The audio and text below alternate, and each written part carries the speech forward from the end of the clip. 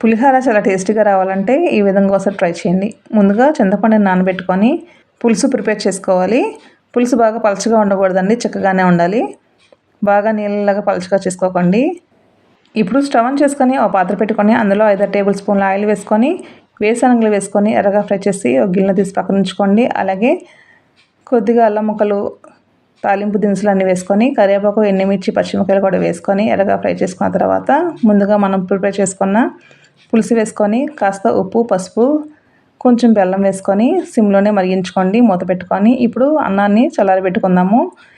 ఈ వేడి అన్నంలోనే కొద్దిగా కరివేపాకు, ఆయిల్ వేసుకొని కలుపుకొని చల్లారబెట్టుకోండి. ఆయిల్ అంతా పైకి తేలి పులుసు కూడా రెడీ అయిపోయింది. స్టవ్ ఆఫ్ చేసేసి ఈ పులుసుని అన్నంలో వేసుకొని కొద్దిగా వేసుకుంటూ కలుపుకోవాలి. అన్నం ఎప్పుడు కూడా పదునుగానే వండుకోవాలండి. పులిహోరకి అన్నం మెత్తగా ఉండకూడదు.